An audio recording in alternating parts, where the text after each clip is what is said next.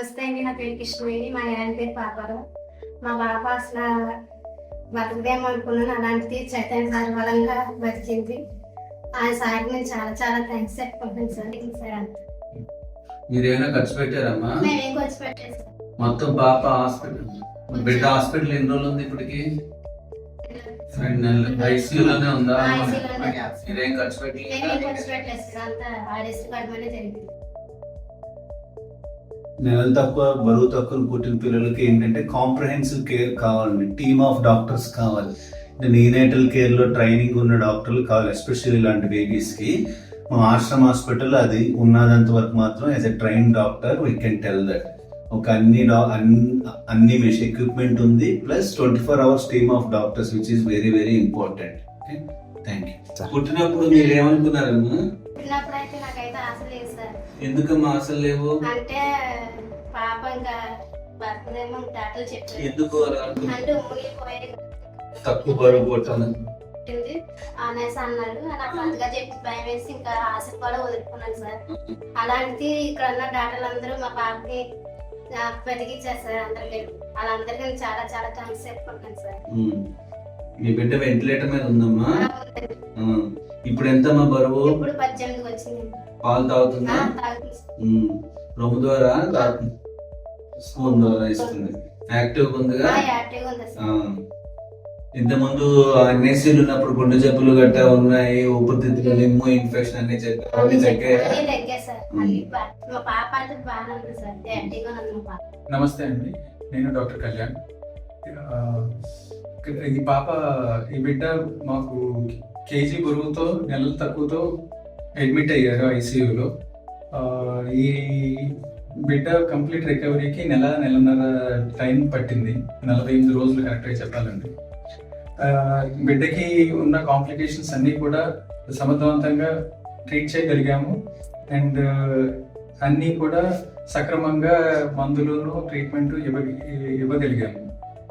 ఇప్పుడు ప్రస్తుతం బిడ్డ వెయిట్ 1.8 kgs ఉంది. ఆహారం తీసుకోగలుగుతుంది అండ్ కాంప్లికేషన్స్ ఏమీ లేకుండా డిశ్చార్జ్ చేయగలుగుతున్నాం.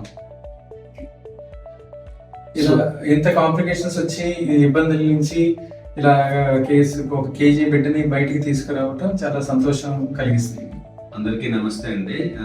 నేను డాక్టర్ చైతన్య. నేను ఆశ్రమ్ హాస్పిటల్లో నీనేటాలజిస్ట్ మరియు పీడియాట్రిక్ ఇంటెన్సివిస్ట్, అంటే నవజాత శిశువులు వైద్యుని, అలాగే పిల్లల ఐసీయూ వైద్యుగా పనిచేస్తున్నాను. సుమారుగా 1 నెలన్నర క్రితం మాకు ప్రైవేట్ హాస్పిటల్ నుంచి 7 నెలలకే డెలివరీ అయిపోతుందని భయంతో ఒక మదర్ని రిఫర్ చేశారు. ఈవిడే తల్లి వరలక్ష్మి పేరు. వీళ్ళు చుట్టుపక్కల గ్రామం నుంచి వచ్చారు. దురదృష్టవశాత్తు మునిగి పడిపోవడం వల్ల బేబీ 7వ నెలలోనే డెలివరీ అయిపోయింది.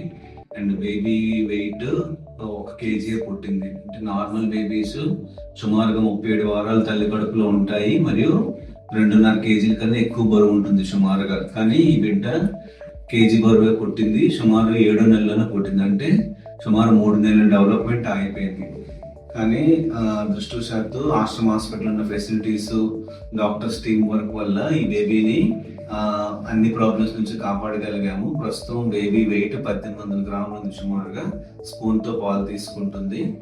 ఈ బేబీకి మెయిన్గా చెప్పాలంటే పుట్టిన వెంటనే ఈ డెవలప్మెంట్ వల్ల మెయిన్ అవయవాలైన ఊపిరితిత్తులు కానీ, గుండెకి కానీ, పొట్టకు కానీ ప్రాబ్లమ్స్ వస్తాయండి. ఆ ప్రాబ్లమ్స్ అన్నీ వచ్చాయి ఈ బేబీకి.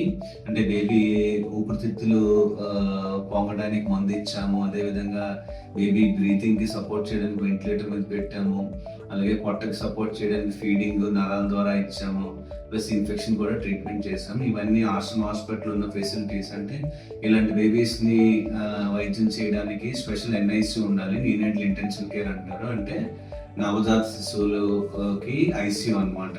ఆ ఐసీయూలో మెయిన్గా టెంపరేచర్ కంట్రోల్, ఇలాగ తక్కువ బరువు పుట్టిన వాళ్ళకి ప్రోటీన్ ఇంజెక్షన్ ఇవ్వడము, ఊపిరి ఇబ్బంది అయితే వెంటిలేటర్ మీద పెట్టడం, ఇవన్నీ చేస్తూ వస్తున్న ప్రాబ్లమ్స్ అన్నిటికీ వైద్యం ఇవ్వాలన్నమాట. ఇదంతా లాంగ్ ప్రాసెస్. ఒక్కొక్క బేబీకి ఒక్కొక్క ప్రాబ్లం వస్తుంటుంది. అంటే ఎంత నెలలు తక్కువ పుడితే అన్ని ప్రాబ్లమ్స్ వస్తుంటాయి. ఫర్ ఎగ్జాంపుల్ ఈ బేబీ మా హాస్పిటల్ ఇప్పటికి 45 రోజులు ఉంది. ఆల్మోస్ట్ 40 రోజులు ఎన్ఐసీలో ఉండి గత 2-3 రోజుల క్రితమే వార్డుకి వచ్చింది అనమాట. సో ఎవరైనా నెలలు తక్కువ బరువు తక్కువ పిల్లలు ఉండి అనుకోకుండా దురదృష్టవశాత్తు ముందే పుట్టేస్తే అన్ని ఫెసిలిటీస్ ఉన్న ఆశ్రమం హాస్పిటల్కి వస్తే మేము అన్ని రకాల కేర్ తీసుకుంటాం. ఇప్పుడు తల్లి తండ్రి వాళ్ళ అనుభవాల గురించి